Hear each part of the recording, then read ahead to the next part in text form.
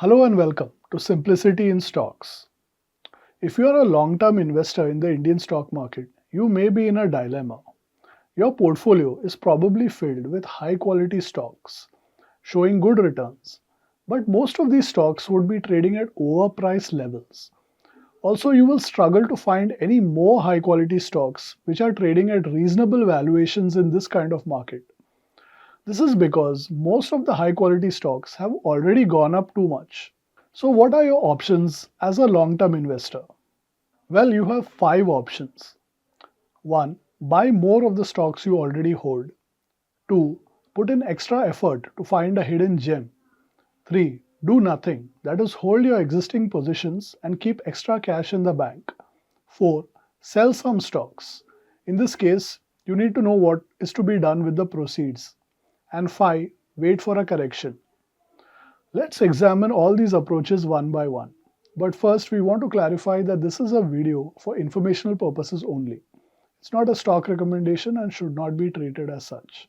There's no opinion or view on any stock covered herein. First, buying more of the stocks in your portfolio. This is a good idea if the following conditions are met. 1. The stocks are genuinely high quality. That is, you did not make a mistake while selecting them. 2.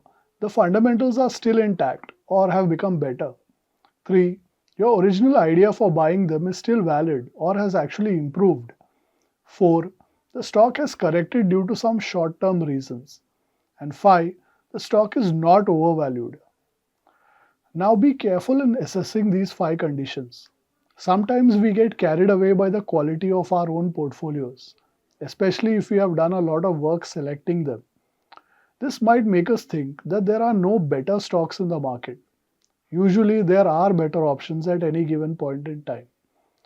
If you're looking to add to your existing positions, be sure to check all these boxes and also be open to buying a new stock. 2. Putting extra effort to find a hidden gem. If you think you can do this, then go for it. There's nothing more satisfying for any investor than finding the next multi-bagger stock. But remember, this approach does not have a high probability of success. It's not because you won't or can't find such stocks. It's because everyone else is trying to do the same thing. The chances are good that the stock you shortlist has already been discovered by the market. This means the easy gains have passed you by. Now, this doesn't mean that you shouldn't try to find multi-bagger stocks. I'm not trying to discourage you. If it's a fundamentally strong stock and it is not expensively valued, then you can consider it. But be aware that expecting multi-bagger returns in this market can lead to disappointment.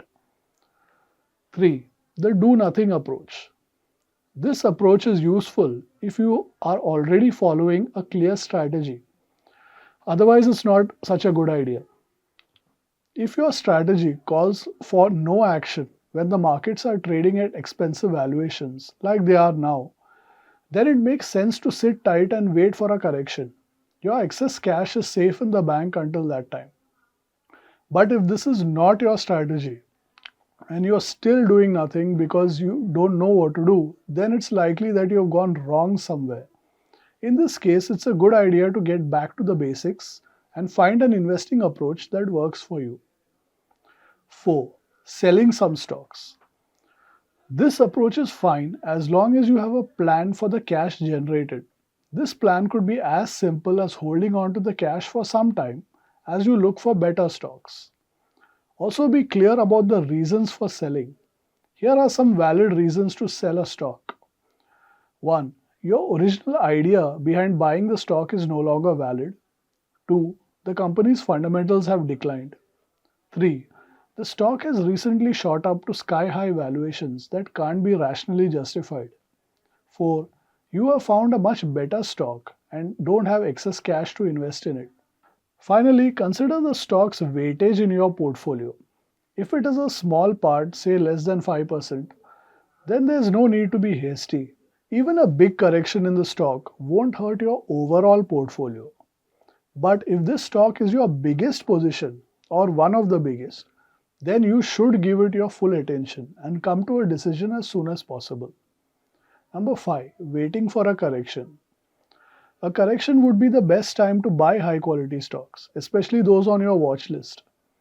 At the time of making this video, that is June 2024, the market sentiment is extremely positive. Corrections in this market have not been serious at all. The Nifty has bounced back to all-time highs after every correction since the crash in 2020. If high-quality stocks were to fall to attractive prices in a serious market correction, then it makes sense to buy those stocks at that time. In that case, you would have been vindicated for waiting for a meaningful decline in the market. But if a serious correction doesn't happen soon, then you might end up waiting for a long time. This choice of waiting is something every investor has to make on their own. There is no right or wrong answer here. Even the greatest investors in the world don't agree on this. For example, Warren Buffett doesn't mind waiting for years while sitting on billions of dollars in cash. On the other hand, Peter Lynch, one of the greatest mutual fund investors in history, would be mostly fully invested at all times. It's a matter of personal preference. Well, there you go. These are your options as a long term investor today in the Indian stock market. Which one would you have chosen? Are you a buyer, a holder, or seller in this market? Share your views in the comments. Thank you for watching.